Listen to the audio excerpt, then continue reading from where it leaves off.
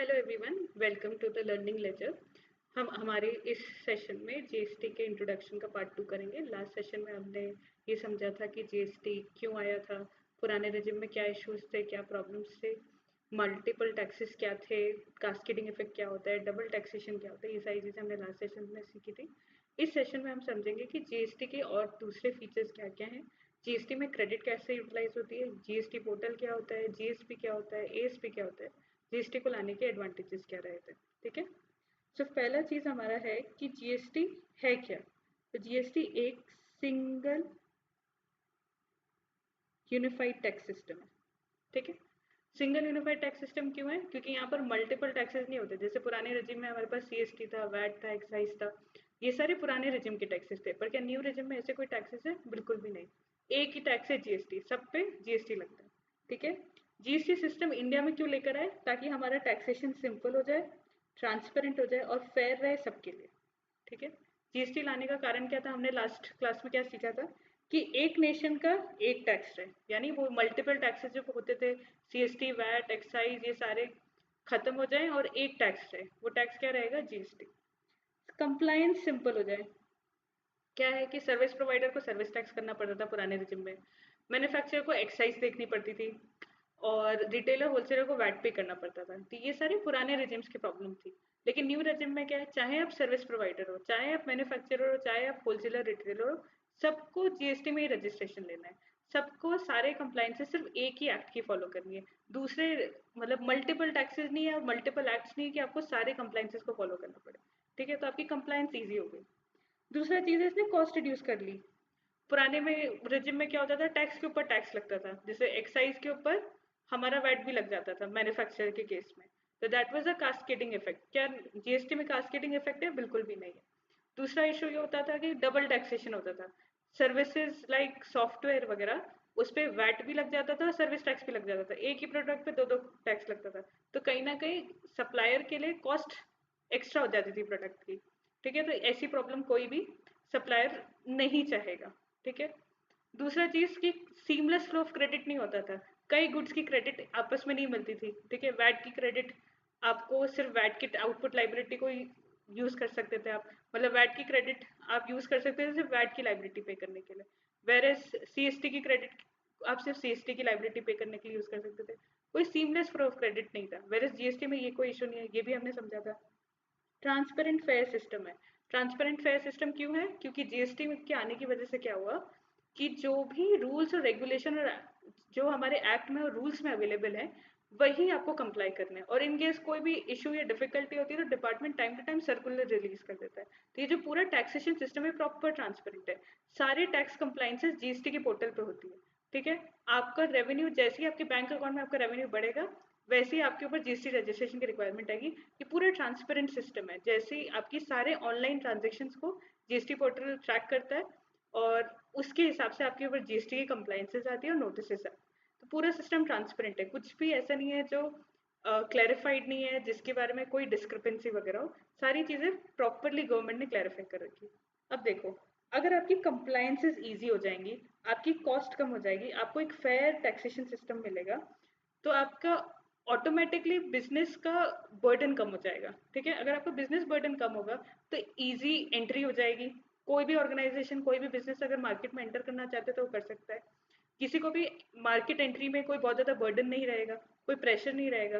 तो जब ज़्यादा बिजनेसेस मार्केट में एंटर कर पाएंगे तो कहीं ना कहीं इकोनॉमिक ग्रोथ होगी। तो it that is why it boost economic growth.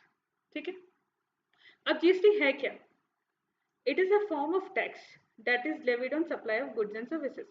ठीक है। कोई भी गुड्स या सर्विसेज अगर आपने सप्लाई की तो आपको जीएसटी पे करना पड़ता है। GST is applicable on all supply of goods and services except alcoholic liquor for human consumption. Alcoholic liquor for human consumption पे जीएसटी नहीं लगता है। ठीक है। जो हमारा alcoholic liquor for human consumption है, इसको क्या कर रखा है, जीएसटी के परव्यू से ही बाहर रखा है। ठीक है। It is not in the purview of GST. तो अभी इसके ऊपर क्या कोई भी टैक्स नहीं लगता है क्या? नहीं, ऐसा नहीं है, टैक्स तो लगता है। इसके ऊपर लगता है स्टेट का एक्साइज और वैट। इसके ऊपर जीएसटी फिलहाल नहीं लगता, लेकिन फ्यूचर में गवर्नमेंट ने अमेंडमेंट वगैरह किया तो हो सकता है अल्कोहलिक लिकर पे जीएसटी लग जाए। अल्कोहलिक लिकर पे जीएसटी लगाने का ना लगाने का रीजन यही था कि इसका रेवेन्यू शेयर बहुत बड़ा होता है in terms of excise and VAT, और अगर इसको जीएसटी में लेकर आ गए तो जो रेवेन्यू शेयर है वो कहीं ना कहीं कम हो जाएगा फॉर स्टेट्स। तो स्टेट इतना बड़ा लॉस अभी नहीं चाहती थी एक्सेप्ट करना, इसीलिए इसको अभी जीएसटी के पर्व्यू में नहीं रखा है। फ्यूचर में हो सकता है इसको जीएसटी के पर्व्यू में लेकर आ जाए। ठीक है। जीएसटी क्या है? एक यूनिफॉर्म टैक्स। क्यों है सब यूनिफॉर्म टैक्स? क्योंकि इसने मल्टीपल टैक्सेस को सब्स्यूम किया। वो मल्टीपल टैक्सेस क्या क्या थे? सेंटर के केस में central excise, service tax, additional excise, CVD, SED, cesses and surcharges, इन सबको सब्स्यूम कर दिया। स्टेट के केस में स्टेट का वैट, सीएसटी यानी sales tax, entertainment tax, luxury taxes, taxes on advertisement, taxes on betting and gambling and lottery, इन सबको उन्होंने सब्स्यूम करके एक नॉर्मल टैक्स निकाला, integrated GST for inter state supply and CGST and SGST for intra state supply. यही अगर आपका union territory हुई तो इट इज यूटीजीएसटी। ओके, अगर यूनियन टेरिटरी हुई तो हम यूटीजीएसटी पे करेंगे, बाकी ये सेम है। तो ये सारे टैक्सेस सब्स्यूम करके यही टैक्स हमारे बने। अब कुछ टैक्सेस है जो जीएसटी के पर्व में है ही नहीं। वो कौन कौन से टैक्सेस है? पहला तो अभी हमने देखा था alcoholic liquor for human consumption, इसके ऊपर कौन सा टैक्स लगता है? State excise and VAT. Petroleum product पे टैक्स फिलहाल नहीं रखता। जीएसटी काउंसिल अगर चाहे तो फ्यूचर में डिसाइड कर सकती है एक डेट जिस डेट से टैक्स इस पर जीएसटी लगना स्टार्ट करेगा। अभी इसके ऊपर सेंट्रल एक्साइज एंड वैट लगता है। ठीक है। इलेक्ट्रिसिटी जो होती है ना, वो आपकी स्टेट, अगर आपके हर स्टेट में अलग अलग इलेक्ट्रिसिटी ड्यूटी और चार्जेस होते हैं। ठीक है। अगर आप अपना बिजली का बिल देखोगे तो उसके ऊपर आपको देखोगे कि स्टेट बोर्ड ने कुछ चार्जेस लगा रखे हैं, तो वो आज भी स्टेट के पास ही उन चार्जेस को, मतलब वो चार्जेस लगाने का राइट आज भी स्टेट के पास है। ठीक है। उस पर जीएसटी नहीं लग सकता। जो आपकी प्रॉपर्टी टैक्सेस होते हैं वो म्युनिसिपल या लोकल बॉडीज ही लगाएगी, उसके ऊपर भी जीएसटी नहीं लगेगा। आपने कोई स्टैम्प ड्यूटी दी, आपने कोई रोड टैक्स दिया, आपने कोई कस्टम ड्यूटी पे की, ये सारी चीजें जीएसटी में नहीं आती। इसको जीएसटी की पर्व्यू से हटा रखा है, इन पे जीएसटी नहीं लगता, इन पे यही टैक्सेस लगेंगे जो चलते हुए आ रहे हैं। ठीक है। अब कुछ सर्टेन गुड्स हैं जिसके ऊपर जीएसटी काउंसिल ने डिसाइड किया कि वो टैक्स लगाएंगे पर एक स्पेसिफाइड डेट से। ठीक है। Tax will be levied from a date as may be prescribe by GST council. कौन कौन से हैं वो? High spirit diesel, petroleum crude, motor spirit, aviation turbine fuel. Aviation turbine fuel लगता है एयरक्राफ्ट के केस में। ठीक है। और नेचुरल गैस। ठीक है। इन सारी प्रोडक्ट्स पे टैक्स तो लगेगा, पर कब से लगेगा? जब जीएसटी काउंसिल डिटरमाइन करेगी। तो फिलहाल इसके ऊपर जीएसटी नहीं लगता। ठीक है। एक फ्यूचर डेट आएगी तब से इस पे जीएसटी लगना स्टार्ट करेगा। इस पे आज की डेट में वैट और एक्साइज लगता है। ठीक है। अभी कोई भी जीएसटी लेवी नहीं होता ऑन कंप्लीटेड इमूवेबल प्रॉपर्टी की सेल पे। कोई इमूवेबल प्रॉपर्टी है, यानी कि आपका कोई बना हुआ घर है, कोई फ्लैट है, जब आप इसको बेचते हो तो इसके ऊपर कभी भी जीएसटी नहीं लगता। ठीक है। एनी कंप्लीटेड इमूवेबल प्रॉपर्टी, उसकी सेल परचेज पे जीएसटी नहीं लगता। वो रियल एस्टेट के जो ट्रांजेक्शन होते हैं उस पर जीएसटी नहीं लगता। ठीक है। जो आपके टोबैको एंड टोबैको प्रोडक्ट्स रहते हैं इसके ऊपर जीएसटी भी लगता है और सेंट्रल एक्साइज भी लगता है। क्यों ऐसा है? क्योंकि गवर्नमेंट नहीं चाहती कि ये प्रोडक्ट्स का कंजम्पशन है, तो गवर्नमेंट इस पर हैवी ड्यूटी लगा रही है ताकि इसका कंजम्पशन डिस्करेज कर सके। सेम लॉजिक पे इंडियन हेम, ओपीएम और नार्कोटिक्स यानी जो ड्रग्स वगैरह होते हैं उस पर भी सेम लॉजिक है, उस पर जीएसटी भी लगता है, स्टेट एक्साइज भी लगता है। सेम लॉजिक से गवर्नमेंट नहीं चाहती इसका कंजम्पशन, इसके कंजम्पशन को डिस्करेज करने के लिए गवर्नमेंट ने जीएसटी भी एप्लीकेबल कर दिया और गवर्नमेंट ने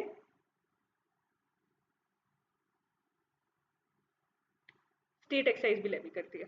ठीक है। अब इसको समराइज्ड वर्जन में समझे तो एल्कोहलिक लिकर पे एक्साइज लगेगा और वैट लगेगा।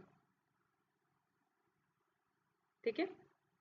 पेट्रोलियम क्रूड पे, हाई स्पीड डीजल पे, motor spirit, natural gas, aviation turbine fuel पे एक्साइज लगेगा और वैट लगेगा।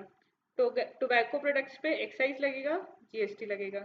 ड्रग्स, हेम, ओपियम, एक्साइज लगेगा, जीएसटी लगेगा। इसके अलावा कोई भी गुड्स है उस पर सिर्फ जीएसटी लगेगा, उस पर ना ही एक्साइज है ना ही वैट है। ठीक है, ये चीज आप याद रखना। तो ये एक टेबल आपके लिए इजी रहेगा रेफरेंस याद करने के लिए, क्योंकि क्या हो सकता है कि एग्जाम में कोई केस बेस्ड सिनेरियो आ सकता है कि अल्कोहलिक लिकर पे बताओ कौन कौन से टैक्सेस लगते हैं। तो आपको पता होना चाहिए कि कौन से टैक्सेस लगते हैं, पेट्रोलियम क्रूड वगैरह पे कौन से टैक्स लगते हैं आपको पता होना चाहिए। ठीक है, तो ये एक इजी टेबल है जिसको आप यूज करके याद रख सकते हो कि कौन से टैक्स, कौन से प्रोडक्ट पे क्या टैक्स लगता है। ठीक है, अब हम समझते हैं जीएसटी का मैकेनिज्म। तो जीएसटी को बोला जाता है एक डुअल टैक्स। डुअल टैक्स इसलिए बोलते हैं क्योंकि इसके ऊपर सीजीएसटी और एसजीएसटी एक साथ लग सकता है। इसको एक एग्जांपल से समझते हैं। राम हमारा महाराष्ट्र का है, ठीक है। उसने शाम को गुड्स बेचे, कितने के बेचे? 1 लाख रुपए के। ठीक है, इस पे उसने 9% सीजीएसटी लगाया एंड एसजीएसटी लगाया।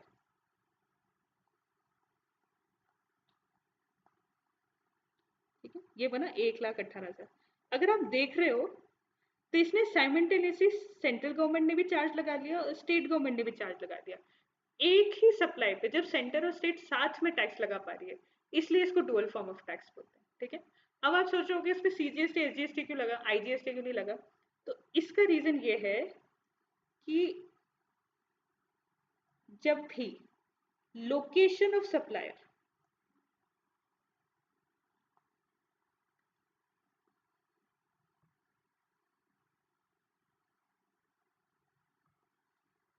और प्लेस ऑफ सप्लाई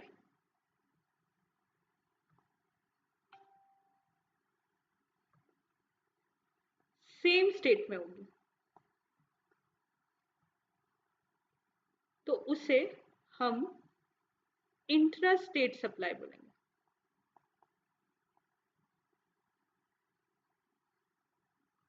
ठीक है, अभी आपको प्लेस ऑफ सप्लाई के प्रोविजंस नहीं पता होंगे, पर ये क्या है, आईजीएसटी के एक्ट में आते हैं। ये हम आगे समझेंगे कि प्लेस ऑफ सप्लाई क्या होता है। अभी फिलहाल के लिए हम ये अज्यूम कर रहे हैं कि प्लेस ऑफ सप्लाई वही होगी जहां पर गुड्स या सर्विसेज फाइनली डिलीवर हुए।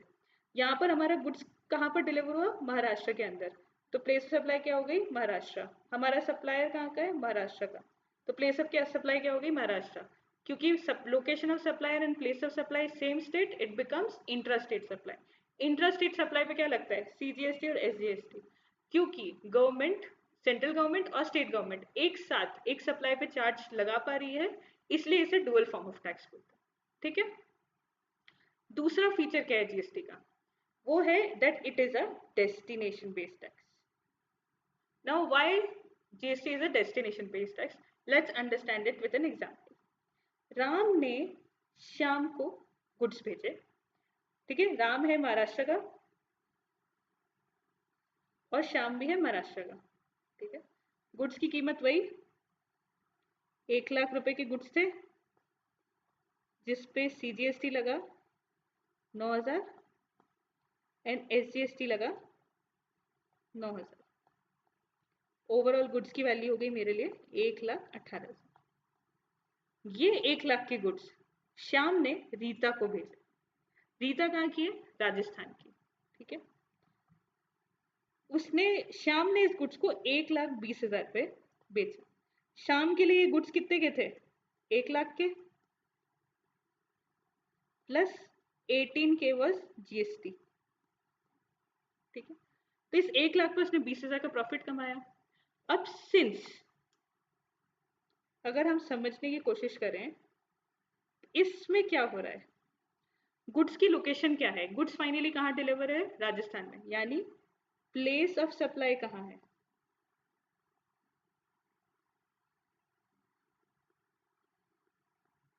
Rajasthan.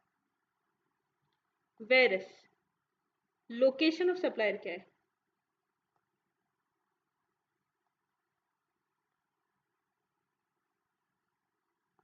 Maharashtra. It is different, right? तो ये क्या हो गया? इंटरस्टेट। तो जब हम प्लेस ऑफ सप्लाई पढ़ेंगे तो हम प्रोविजन सारे समझेंगे क्योंकि प्लेस ऑफ सप्लाई के प्रोविजन में बता रखा है, अलग अलग गुड्स अलग अलग सर्विसेज डिटरमाइन कर रखी है, जिसके ऊपर जिसमें हम ये बताएंगे कि किसमें कौन सी सर्विसेज पे कौन सी प्लेस ऑफ सप्लाई बनेगी, ठीक है। तो पूरी प्रोविजन डिफाइंड है, हम उसको आने वाली क्लासेस में समझेंगे। तो फिलहाल ये समझते हैं कि प्लेस ऑफ सप्लाई यहाँ पर क्या था, राजस्थान, क्योंकि गुड्स कहाँ डिलीवर हो राजस्थान में, सप्लायर कहाँ का है, महाराष्ट्र का, तो लोकेशन सप्लायर क्या होगी, Maharashtra, because it is in different states, ये क्या हो गया, इंटर स्टेट सप्लाई। तो क्या लगेगा, IGST 18% IGST कितना पड़ेगा, 21,600। ओवरऑल गुड्स की वैल्यू क्या हो गई, 141,600। यहाँ तक कोई इशू नहीं है। श्याम ने क्या किया, गुड्स खरीदे 1 लाख के फ्रॉम राम, इस गुड्स को उसने 1,20,000 पे बेचा, जिसपे उसने 21,600 IGST पे किया। जब उसने राम से गुड्स खरीदे तो उसको 9,000 की 9,000 की क्रेडिट मिली in form of CGST and SGST, ठीक है। अब हम समझते हैं श्याम की ओवरऑल लाइबिलिटी। जो श्याम है उसकी आउटपुट लाइबिलिटी क्या है, तो इधर देखोगे तो श्याम को ये 21,600 एज एन आउटपुट टैक्स पे करना है, क्योंकि उसने श्याम ने रीता को 1,20,000 में गुड्स बेचे, जिसके ऊपर IGST 21,600 है, तो इसने 21,600 का इसकी लाइबिलिटी है। अब देखें तो श्याम की ITC कितनी है, श्याम के पास ITC है 9,000 की CGST और SGST की टर्म्स में। तो CGST है मेरे पास 9,000 का, SGST अगेन मेरे पास है 9,000। ओवरऑल लाइबिलिटी मेरी कितनी बनी, 3,600, ठीक है। कोई इशू है नहीं। सो ये क्लियर है कि भाई मेरी IGST की लाइबिलिटी थी, जिसको पे करने के लिए मैंने CGST यूज कर लिया और SGST यूज कर लिया, क्योंकि क्या होता है, GST हमें कंटिन्यूस फ्लो ऑफ क्रेडिट देती है। अब हम वापस रिवाइज करते हैं, हमने क्या सीखा, अगर place of supply, location of supply अलग अलग स्टेट में है, then it is a inter state supply, whereas place of supply, location of supply same state, then it is a intra state supply.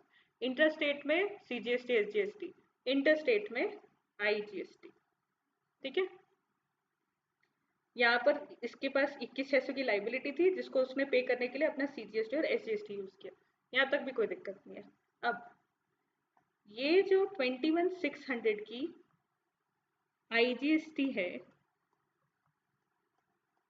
ये कौन सी government collect करेगी, कौन collect करेगा इस IGST को, ये कलेक्ट होगी बाय सेंट्रल गवर्नमेंट, ठीक है।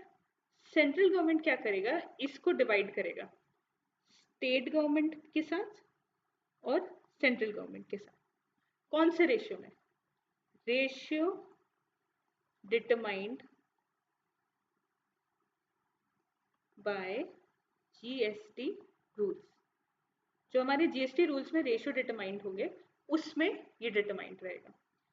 अब सेंट्रल गवर्नमेंट तो ठीक है, हमारी यूनियन गवर्नमेंट हो गई, पर स्टेट गवर्नमेंट कौन सी होगी, राजस्थान होगी या फिर महाराष्ट्र होगी, कौन सी स्टेट होगी, ये होगी राजस्थान।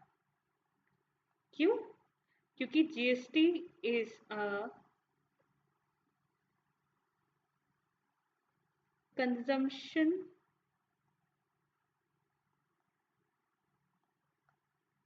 बेस्ड डेस्टिनेशन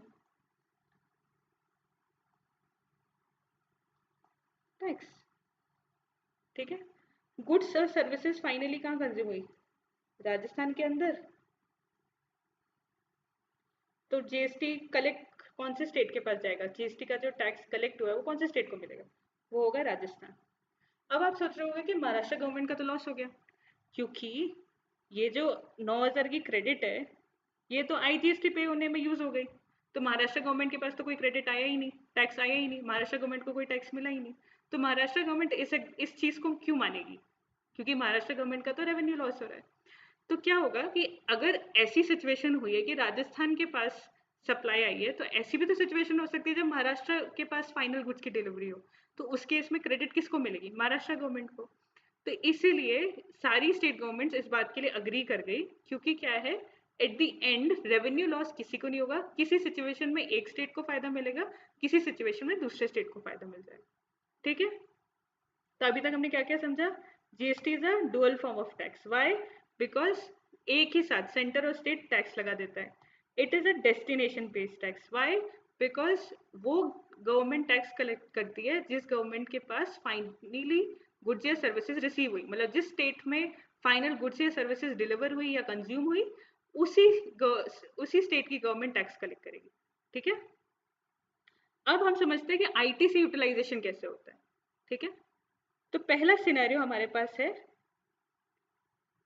ये, जिसमें राम ने श्याम को गुड्स भेजे। राम है महाराष्ट्र का, श्याम है महाराष्ट्र का। ठीक है, फिर श्याम ने रीता को गुड्स भेजे, वो है राजस्थान की। ठीक है, देन रीता ने सीता को गुड्स भेजे, वो अगेन राजस्थान की। ठीक है, सीता जो हमारी है वो फाइनल कंज्यूमर है इस केस में। इनडायरेक्ट टैक्स का एक फीचर है, वो क्या? That tax burden is borne by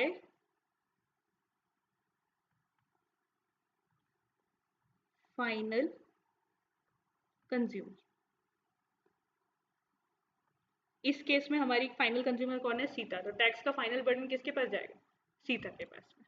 ठीक है, so let's take first situation.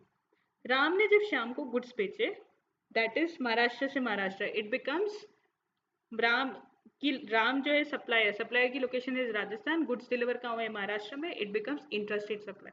Interstate supply है, गुड्स बेचे वही हमारे 1,00,000 रुपए के, सीजीएसटी बना मेरे पास 9,000 का, एसजीएसटी बना मेरे पास 9,000 का, फाइनल गुड्स वैल्यू बनी 1,18,000। श्याम ने रीता को गुड्स बेचे 1,20,000 के, बट यहाँ पर क्या हो गया? लोकेशन ऑफ सप्लाई महाराष्ट्र का, प्लेस ऑफ सप्लाई राजस्थान, क्योंकि गुड्स डिलीवर कहाँ हुआ है? राजस्थान में। अगेन यहाँ क्या लगा? आईजीएसटी लगा 21,600। टोटल गुड्स की वैल्यू क्या हुई? 141,600। ठीक है, अब जब रीता ने सीता को गुड्स बेचे, ठीक है, तो रीता ने बोला कि मैं इसको 1,50,000 में बेचूंगी। ठीक है, अब रीता भी है राजस्थान की, सीता भी है राजस्थान की, क्या टैक्स लगेगा? CGST, SGST. सीजीएसटी लगा 13,500, एसजीएसटी लगा अगेन 13,500। ओवरऑल गुड्स की वैल्यू हो गई 177,000। ठीक है, यहाँ तक कोई डाउट नहीं है, कोई इशू नहीं है। ठीक है, नॉर्मल हमारा जो मैकेनिज्म है वो फॉलो हुआ। ठीक है, अब श्याम का पर्सपेक्टिव समझते हैं। श्याम के पास आउटपुट लाइबिलिटी कितनी थी?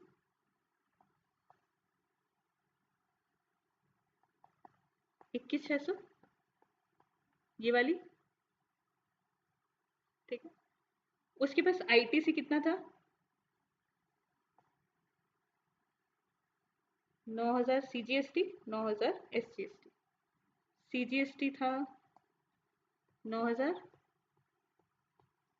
एसजीएसटी था 9,000। Final liability 3,600। ठीक है, कोई इशू नहीं है यहाँ तक।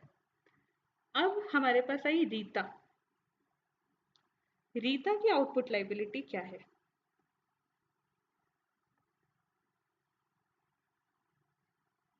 रीता की लाइबिलिटी सीजीएसटी में 13,500, एसजीएसटी में 13,500।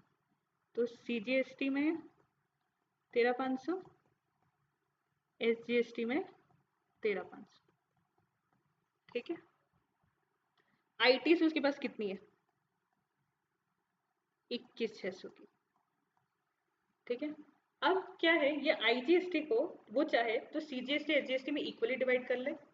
ठीक है, रीता के पास ये चॉइस होता है कि वो चाहे तो इक्वली डिवाइड कर ले, या फिर उसके पास एक और चॉइस है कि वो चाहे तो इसे पूरा सीजीएसटी को पे करने के लिए यूज कर ले, या पूरा एसजीएसटी को पे करने के लिए यूज कर ले। तो हमने क्या सोचा कि 21,600 में पहला उसने 13,500 यूज किया CGST को पे करने के लिए, ठीक है। बचा हुआ उसने यहाँ यूज कर लिया, तो ये बचा उसके पास 8,100, ठीक है। यहाँ उसके पास कोई लाइबिलिटी रही नहीं, CGST पूरा पे ऑफ हो गया। SGST कितना बचा? 5,400, ठीक है। अगर इस पूरे सिचुएशन को अगर आप ध्यान से समझो तो हुआ क्या कि मेरे पास अगर IGST की लाइबिलिटी आई तो उसको पे करने के लिए या तो मैं IGST की क्रेडिट यूज कर सकती हूँ, या तो मैं CGST की क्रेडिट यूज कर सकती हूँ, या फिर मैं SGST की क्रेडिट यूज कर सकती हूँ, ठीक है। सिमिलरली अगर मुझे CGST या फिर SGST की लाइबिलिटी पे करने की टाइम आया तो मैं अपने IGST के क्रेडिट को यूज कर सकती हूँ, ठीक है।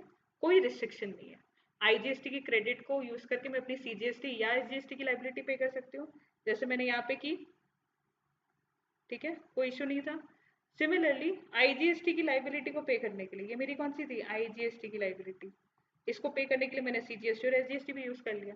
तो this is a manner of utilisation कि IGST की लाइबिलिटी मैं CGST, SGST या IGST की क्रेडिट से यूज कर सकती हूँ, या फिर अगर मुझे CGST या SGST की लाइबिलिटी पे करनी है तो उसको पे करने के लिए मैं मेरी IGST की क्रेडिट यूज कर सकती हूँ। ये हमारी सिचुएशन 1 थी। अब हम बात करते हैं सिचुएशन नंबर 2 की। सिचुएशन नंबर 2 हमारी है कि हमारे पास श्याम है। श्याम को राम जो महाराष्ट्र का है उसने ₹1,00,000 के गुड्स बेचे। सेम मैंने एग्जांपल सेम रखा है कंसिस्टेंसी के लिए, ताकि आपको ज़्यादा डाउट ना, आपको दिक्कत ना आए। तो CGST मेरे पास क्या है? 9,000। SGST मेरा वापस 9,000, सेम 1,18,000, कोई दिक्कत नहीं, सेम चीज़। अब हरीश श्याम के पास गया, हरीश है मेरा राजस्थान का, तो ये मेरा IGST हो गया। हरीश ने श्याम को वापस 1,00,000 के गुड्स बेचे, पर इधर अब क्या लगेगा? IGST, क्योंकि location of supply is in Rajasthan and place of supply is in Maharashtra. That 18% बन गया 18,000, तो ओवरऑल हो गई 1,18,000। अभी श्याम के पास 2,00,000 के गुड्स हैं और 36,000 का उसका GST, ठीक। अब हम समझते हैं कि श्याम ने जब रीता को गुड्स बेचा तो श्याम भी महाराष्ट्र का है, रीता भी महाराष्ट्र की है, लगेगा क्या? CGST SGST, क्योंकि क्या है ये इंट्रास्टेट सप्लाई। इंट्रास्टेट सप्लाई क्यों? क्योंकि Shyam supplier Maharashtra, goods delivered Maharashtra, place of supply Maharashtra, ठीक है। इसने इस गुड्स को बेचा 2,50,000 में। अब इसके ऊपर CGST लगा, SGST लगा, कितने का? 22,500।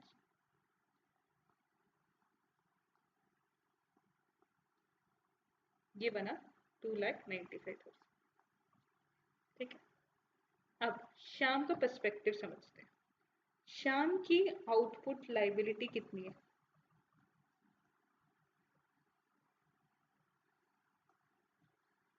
CGST में 22,500, SGST में 22,500, ठीक है।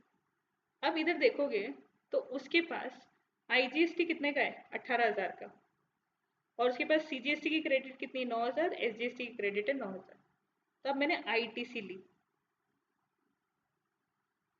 IGST है मेरे पास 18,000, तो 18,000 को मैं चाहूँ तो पूरा CGST को पे करने में यूज कर लूँ, चाहूँ तो आधा आधा यूज कर लूँ, चाहूँ तो पूरा SGST को पे करने में यूज कर लूँ। यहाँ पे मैंने सोचा मैं CGST पूरा पे कर लेती हूँ इस 18,000 से, ठीक है। तो मेरे पास बचा कितना यहाँ पे? CGST 4,500, SGST मेरा पूरा 22,500 रहा, ठीक है। अब टैक्स पे करना है मुझे। मेरे पास रिमेनिंग ITC कितने की बची? CGST की 9,000, SGST कितना है? अगेन 9,000। यहाँ से मैंने 4,500 CGST का यूज कर लिया, इधर से मैंने मेरा पूरा 9,000 SGST का यूज कर लिया। CGST की लाइबिलिटी 0, SGST की लायबिलिटी कितनी बची? 13,500। अब अगर आप इस एग्जाम्पल को देखोगे तो यहाँ पर मेरे पास CGST में 4,500 की क्रेडिट है अवेलेबल, बची हुई है, क्योंकि 9,000 में 4,500 यूज हुई, 4,500 तो अभी भी बची हुई है। क्या ये 4,500 को मैं यूज कर सकती हूँ अपनी 13,500 की लाइबिलिटी को पे करने के लिए? नहीं, नहीं अलाउड है। CGST में अलाउड नहीं है और वाइस वर्सा भी नहीं अलाउड है। मतलब अगर एग्जांपल मान लेते कि SGST में 4,500 बचा होता और CGST की लाइबिलिटी होती, तो मैं SGST की क्रेडिट को यूज करके CGST की लाइबिलिटी भी नहीं पे कर सकती थी। ये एक रूल है। तो क्या हम समझे इस एग्जाम्पल से कि अगर मेरे पास CGST की क्रेडिट है तो इससे मैं या तो IGST की लाइबिलिटी पे कर लूंगी या फिर मैं CGST की लाइबिलिटी पे करूंगी। सिमिलरली अगर मेरे पास SGST की क्रेडिट है तो या तो मैं CGST सॉरी IGST की लाइबिलिटी पे कर सकती हूँ या फिर मैं HGST की लाइबिलिटी।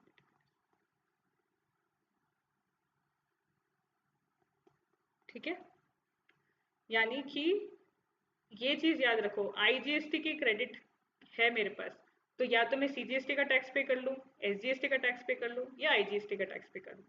CGST की क्रेडिट है तो मैं या तो IGST का टैक्स पे कर सकती हूँ या CGST का टैक्स पे कर सकती हूँ। SGST की क्रेडिट है तो IGST का टैक्स पे कर सकती हूँ या फिर SGST का टैक्स पे कर सकती हूँ। ठीक है, बस ये चीज याद रखना। अच्छा, कभी भी अगर आपके पास IGST भी अवेलेबल है, CGST भी अवेलेबल है, SGST भी अवेलेबल है, तो प्रेफरेंस होती है कि पहले IGST को यूटिलाइज कर लो फिर CGST और SGST को यूटिलाइज करना। ठीक है, ये आपका पूरा सिचुएशन है। तो हमने अब तक क्या सीखा, देखा कि GST is a dual form of tax, GST is a destination based tax. GST को यूटिलाइजेशन कैसे होता है, IT से यूटिलाइजेशन कैसे होगा, IGST में कैसे होगा, CGST में कैसे होगा, SGST में कैसे होगा। ठीक है, अब हम समझते हैं कि कंपनसेशन सेस क्या होता है। तो जो कंपनसेशन सेस है वो एक स्पेसिफाइड टैक्स है जो किस पे लगता है, एक लग्जरियस आइटम और डीमेरिट गुड्स पे। डीमेरिट और लग्जरियस गुड्स कौन कौन से, मेरे pan masala, tobacco, aerated water, motor car. ठीक है, लग्जरियस आइटम। तो कंपनसेशन सेस क्या है, या तो वो ऐसे गुड्स पे लगेगा जो या तो हाईली लग्जरियस गुड्स है या फिर ऐसे गुड्स है जिसको गवर्नमेंट नहीं चाहती कि उसका कंजम्पशन ज़्यादा हो, यानी कि टोबैको है, हमारा पान मसाला वगैरह है। ठीक है, अब कंपनसेशन सेस लगा ही क्यों था, तो क्या हुआ था कि जब GST आया था तो स्टेट्स को बहुत सारा रेवेन्यू लॉस हुआ था क्योंकि बहुत सारी गुड्स और सर्विसेज थी जिसपे एक्साइज लगता था। ठीक है, और जब GST आया तो एक्साइज, वैट और CST ये सारी चीजें चली गई तो स्टेट को उन रेवेन्यू का लॉस हुआ।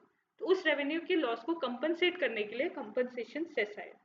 ठीक है, to provide compensation for to states for loss arising on account of implementation of GST। I am sorry. अब इनिशियली जब कंपनसेशन सेस आया था तो वो इंट्रोड्यूस हुआ था 5 साल के लिए। ठीक है, फिर वो फर्दर एक्सटेंड हो गया टिल 31/3/2026। ओके, नाउ अब GST पोर्टल क्या है हम ये समझते हैं। GST की साइट होती है www.gst.gov.in। इसको आप जब ऑनलाइन सर्च करोगे तो आपके पास ये इंटरफेस खुलेगा GST का। ठीक है, इस पे आप लॉगिन करके अपना टैक्स भर सकते हो और रजिस्टर करके आप अपने GST रजिस्ट्रेशन के लिए फाइल कर सकते हो। ठीक है, अगर आप यहाँ देखोगे इसमें सर्विसेज का एक कॉलम होता है, इसमें GST लॉ वगैरह के रूल्स होते हैं। डाउनलोड करने के लिए आपके पास GST के रिटर्न भरने के लिए JSON फाइल्स होती है। जैसे जब आप अगर आपके पास बहुत ज़्यादा डेटा है तो आप क्या करोगे, यहाँ से टूल्स डाउनलोड करोगे, उस टूल में आप अपना GST डेटा भर दोगे और इसको अपलोड करोगे तो आपका GST रिटर्न डायरेक्टली भर जाएगा उस JSON फाइल्स के थ्रू। सर्च टैक्स पेयर में क्या होता है, अगर आपको कभी डाउट है ना कि कोई GST रजिस्टर्ड है या नहीं, आप सर्च टैक्स पेयर पे उस GST के नंबर को डालो, सर्च करो, अगर तो GST रजिस्टर्ड होगा रजिस्टर्ड तो आपको GST के पोर्टल पे दिख जाएगा, नहीं होगा तो नहीं दिखेगा। ठीक है, तो ये एक ट्रिक है जो आप यूज कर सकते हो तो चेक कि कोई ऑर्गेनाइजेशन रजिस्टर्ड है या नहीं। फिर ये टैक्स पेयर को फैसिलिटेट करने के लिए कुछ अगर उसको हेल्प वगैरह चाहिए तो वो होता है। ई इनवॉइस वो होती है जो हम आगे पढ़ेंगे कि कुछ सर्टेन गुड्स कंपनीज होती है जिनका अगर एक सर्टेन लिमिट तक टर्नओवर होता है तो उनको ई इनवॉइस बनाना पड़ता है, ठीक है। बाकी ये तो अपडेट्स वगैरह है। तो ये कुछ कॉलम्स रहते हैं हमारे जीएसटी पोर्टल के। तो what is GST portal? GST portal को लॉगिन करने के लिए आपको www.gst.gov.in के साथ जाना पड़ता है, ठीक है। ये वेबसाइट या ये जो इंटरफेस है इसको मैनेज कौन करता है? This is manage by goods and service network. ये क्या है? एक होली ऑन गवर्नमेंट कंपनी है, ठीक है। होली ऑन गवर्नमेंट कंपनी है जो इस पूरे इंटरफेस को मेंटेन करती है। इस इंटरफेस से हमको क्या क्या कर सकते हैं? इस इंटरफेस पे हम जीएसटी का रजिस्ट्रेशन कर सकते हैं, हम जीएसटी की रिटर्न फाइलिंग कर सकते हैं, हम जीएसटी का रिफंड अप्लाई कर सकते हैं, हम जीएसटी के नोटिसेस वगैरह का रिवर्ट कर सकते हैं। और एक ई वे बिल का प्रोविजन होता है। ई वे बिल क्या होता है कि कोई गुड्स है जिसकी वैल्यू 50,000 से ऊपर है, या फिर कोई गुड्स है जो एक स्टेट से दूसरे स्टेट में ट्रांसफर हुआ, जिनका मूवमेंट किया हमने, तो जीएसटी के प्रोविजन के अकॉर्डिंग आपको एक ई वे बिल बनाना पड़ता है। ई वे बिल के लिए ई वे बिल की एक साइट होती है जिसके ऊपर ई वे बिल बनता है। लेकिन आपको ई वे बिल की डिटेल्स को एक रेगुलर इंटरवल पर जीएसटी के पोर्टल पे अपडेट करना पड़ता है। तो ये सारी डिटेल्स जो है जीएसटी के पोर्टल पे अपडेट होती है, ठीक है। तो this is what GST portal is. अगर आपसे कोई पूछे व्हाट इज जीएसटी पोर्टल, तो जीएसटी पोर्टल पे आप क्या क्या कर सकते हो? आप रजिस्ट्रेशन कर सकते हो, रिटर्न फाइल कर सकते हो, कोई नोटिस के रिवर्ट कर सकते हो, आप कोई रिफंड वगैरह लगा सकते हो, and plus E way bill की कोई डॉक्यूमेंटेशन या डिटेल्स को फिल कर सकते हो। तो जीएसटी पोर्टल का बस इतना ही काम है। फिर हमारे पास कुछ इंटरमीडिएरीज होती है। एक होता है हमारा जीएसपी, जीएसटी सुविधा प्रोवाइडर। एक होता है एएसपी, एप्लीकेशन सर्विस प्रोवाइडर, ठीक है। तो व्हाट इज जीएसपी? एक ऑथराइज्ड टेक्नोलॉजी सर्विस प्रोवाइडर होता है जो क्या करता है? एप्लीकेशंस को डेवलप करता है ताकि जो टैक्स पेयर है वो जीएसटी कंप्लायंस कर सके। वो क्या करता है? जीएसटी रजिस्ट्रेशन में मदद करेगा, रिटर्न फाइलिंग में मदद करेगा, इनवॉइस की मेंटेनेंस में मदद करेगा, और कोई भी दूसरी जीएसटी रिलेटेड आपको प्रॉब्लम या क्वेरीज है उसको रिजॉल्व करने में जीएसपी हेल्प करता है, ठीक है। अब एएसपी क्या होता है? एएसपी सॉफ्टवेयर प्रोवाइडर होता है। आपने जो टैली देखा है या आपने अगर क्लियर टैक्स देखा है, तो ये वो सॉफ्टवेयर है जिसपे क्या होता है कि आप चाहो तो अपना जीएसटी का डेटा भर सकते हो। और क्या कर सकते हो, जैसे ही आपने पूरा जीएसटी का डेटा इन सॉफ्टवेयर पे भरा, जैसे आपने 1 का डेटा भरा या 3B का डेटा भरा, तो आप इस सॉफ्टवेयर के थ्रू डायरेक्टली अपने जीएसटी के पोर्टल पे डेटा सेव कर सकते हो। मतलब एक तो तरीका है कि आप जीएसटी के पोर्टल पे गए और आपने अपने रिटर्न भरा। दूसरा तरीका है कि आप सॉफ्टवेयर के थ्रू अपना रिटर्न भर दिया किसी आउटर सॉफ्टवेयर के थ्रू, जैसे क्लियर टैक्स होता है। टैली में भी ये प्रोविजन हेल्प होता है कि आप यूज कर सकते हो इसको, ठीक है। So, what is a ASP? It is a software provider that offers GST compliant solution to businesses. क्या करता है ये? It collects, organizes and processes business data for GST return preparation. ये क्या करता है? आपका जीएसटी डेटा सबमिट कर देता है जीएसटीएन पोर्टल, जो मैंने बताया। ये कुछ फैसिलिटीज देता है। इनवॉइस रिकंसिलेशन, आपका सप्लायर ने रिटर्न भरा कि नहीं भरा, क्योंकि अगर सप्लायर रिटर्न भरेगा तभी आप आईटीसी ले सकते हो। ये हम आगे प्रोविजन में पढ़ेंगे, सेक्शन 16 सेक्शन 17 जो जीएसटी एक्ट का होता है उसमें ये रेगुलेशंस होती है। तो इनवॉइस रिकंसिलेशन में मदद करता है।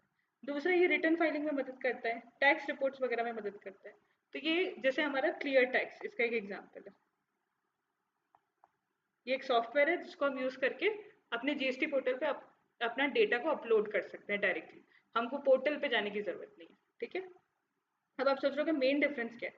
तो जीएसपी एक ऑथराइज इंटरमीडियरी है जो सिक्योर एक्सेस देता है जीएसटीएन का, वेर एस एएसपी एक सॉफ्टवेयर प्रोवाइडर है जो जीएसटी डेटा को प्रिपेयर करता है। ये जीएसपी को भी यूज करता है टू फाइल द रिटर्न, ठीक है। यही मेजर डिफरेंस है और कुछ नहीं है। अगर ये एग्जाम में कभी आ गया, वैसे चांस कम है, पर अगर आ गया कि कोई एमसीक्यू फॉर्म में आ गया या कोई नॉर्मल 1 मार्कर या कुछ आ गया, तो आपको पता होना चाहिए कि जीएसपी और एएसपी क्या होता है, ठीक है। अब हम समझते हैं कि जीएसटी के एडवांटेजेस क्या है। तो जीएसटी के एडवांटेजेस में it is divided into 4 parts. One is कि इकोनॉमी को क्या बेनिफिट हुआ, ट्रेड और इंडस्ट्री को क्या फायदा हुआ, टैक्स सिंप्लीफिकेशन से क्या फायदा हुआ, और टैक्स कंप्लायंस किस तरह से हमारे लिए इजी होगी, ठीक है। तो इसने एक यूनिफाइड मार्केट दे दिया। यूनिफाइड मार्केट कैसे दिया कि अब मल्टीपल ऑर्गेनाइजेशन जो है वो चाहे तो एक सिंगल यूनिट में रजिस्ट्रेशन ले सकती है जीएसटी के अंदर, ठीक है। सब पे टैक्स नॉर्म सिमिलर है, तो आपको मैकेनिज्म याद करने की जरूरत नहीं है। एक ही तरह का टैक्स स्ट्रक्चर है सबके ऊपर, तो एक सिंगल मार्केट है जिसमें डिफरेंट एंटिटीज साथ में आकर काम कर सकती है। ये मेक इन इंडिया को प्रमोट करता है। क्यों करता है? क्योंकि इसने टैक्सेशन को इजी कर दिया, इसने कंप्लायंसेस को इजी कर दिया, कॉस्ट को रिड्यूस कर दिया, जिससे कि नई ऑर्गेनाइजेशन आ सके और अपने बिजनेसेस को ग्रो कर सके। ये मेन फीचर था इसका। ये इन्वेस्टमेंट और एक्सपोर्ट को भी बूस्ट कर रहा है, क्योंकि कॉस्ट कम हो गई तो आज की डेट में मेरी ओवरऑल प्रोडक्ट की कॉस्ट अगर कम हो गई तो मैं इंटरनेशनल मार्केट में अपने गुड्स को एक कॉम्पिटिटिव प्राइस पे बेच सकती हूँ। पहले क्या हो रहा था, क्योंकि मेरी डोमेस्टिकली मेरी कॉस्ट इतनी महंगी हो रही थी गुड्स को बनाने की कि मैं इंटरनेशनल मार्केट में बेच ही नहीं पाती थी कॉम्पिटिटिव प्राइसेस पे। मेरा प्रोडक्ट हमेशा महंगा हो जाता था। तो जैसे ही मेरा प्रोडक्ट महंगा हो जाता था तो जो दूसरी कंट्रीज के जो प्रोड्यूस इम्पोर्टर्स हैं वो मुझसे गुड्स ही नहीं खरीदते थे, क्योंकि उनको लगता था कि इन्हें सस्ता गुड्स कहीं और से मिल जाएगा। तो वो एक इम्पोर्टेंट प्रोविजन है इस चीज़ का याद रखने के लिए। दूसरा हमारी चीज़ हुई एम्प्लॉयमेंट जनरेशन। एम्प्लॉयमेंट जनरेशन कैसे हुआ कि जैसे जैसे ज़्यादा गुड्स और सर्विसेज आई, जितनी ज़्यादा बिजनेसेस बनेंगे, जितने ज़्यादा बिजनेस इनकॉर्पोरेशन होगा, जितने नए नए बिजनेसेस आएंगे, वैसे वैसे ज़्यादा से ज़्यादा लोग को एम्प्लॉयमेंट अपॉर्चुनिटीज़ बढ़ेगी। इसलिए it has increase the employment opportunities. Another advantage क्या है, ट्रेड इंडस्ट्री को क्या फायदा हुआ? Seamless flow of credit. Seamless flow of credit की वजह से हमारा कास्केडिंग इफेक्ट कम हो गया, मेरा टैक्स बर्डन कम हो गया, मेरे जो टैक्सेस है वो इजीली न्यूट्रलाइज हो गए, तो मैं बहुत एक कॉम्पिटिटिव एक्सपोर्ट कर सकती हूँ। सेम जो मैंने यहाँ पर बोला था, सेम लॉजिक है कि मेरे पास मेरे कॉस्ट कम हो गई तो मैं आज कॉम्पिटिटिव लेवल पर एक्सपोर्ट कर सकती हूँ अपने गुड्स को। मेरे पास एक ही पोर्टल है जिसपे मैं सारी चीज़ें कर सकती हूँ। पहले क्या होता था, डिपार्टमेंट के थ्रू बहुत सारी चीज़ें करानी पड़ती थी। अब क्या है, मैंने ऑनलाइन अपनी एप्लीकेशन डाली, ऑनलाइन ही एप्लीकेशन अप्रूव हो जाती है। अगर डिपार्टमेंट को कोई क्लैरिफिकेशन होता है तो ऑनलाइन ही डिपार्टमेंट नोटिस भी इशू कर देता है। तो सारी चीज़ें ऑनलाइन है, ह्यूमन इंटरफेस वगैरह सब खत्म हो चुका है। इसने ना कंपोजिशन टैक्स स्कीम एक होती है, ठीक है। Composition tax scheme small scale vendors के लिए होती है। तो जो स्मॉल स्केल शेयर होल्डर होते हैं या स्मॉल स्केल बिजनेस जो होते हैं या फिर एमएसएमईज होती है, ये क्या करें, अगर इनका टर्नओवर एक 1.5 करोड़ से ज़्यादा नहीं है तो ये चाहे तो कंपोजिशन स्कीम में रजिस्ट्रेशन ले सकते हैं। कंपोजिशन स्कीम में टैक्स कम रहता है, ठीक है। उनको टैक्स कंप्लाइंस कम रहता है, उनके ऊपर आईटीसी के नॉर्म्स भी कम होते हैं, उनको रेगुलर मंथली रिटर्न्स भी नहीं भरने पड़ते। कंपोजिशन स्कीम भी आगे वाली क्लासेस में कवर होगा, ये मैंने बस एक ब्रीफ आइडिया देने के लिए दिया है कि what is composition scheme. Now another thing is multiple taxes जो पहले स्कीम में होते थे वो हट गए। आज की डेट में इतने मल्टीपल टैक्सेस नहीं होते। दूसरा, टैक्स रिजीम में कम एग्जाम्पशन है। पहले क्या होता था कि एग्जाम्पशंस, कौन सी गुड टैक्सेबल है, कौन सी गुड एग्जाम्पशन है, ये डिफाइन करना बड़ा मुश्किल होता था। अब क्या है, गवर्नमेंट ने क्लियर जीएसटी में एक स्पेसिफाइड रूल्स डिटरमाइंड है। ये certain categories of services exempt होगी, ये certain categories of goods taxable होंगी। Clearly defined rules and regulation है, तो आपको करना आसान है। ये दोनों जो पॉइंट है वो एक ही चीज है कि जो गुड्स होता है उसके ऊपर एचएसएन लगता है और सर्विसेज पे एसएससी लगता है। तो ऐसे एचएसएन और एसएससी क्या होता है, ये एक सीरीज ऑफ नंबर होता है। तो हर गुड को एक एचएसएन मिला है, हर सर्विस को एक एसएससी मिला है।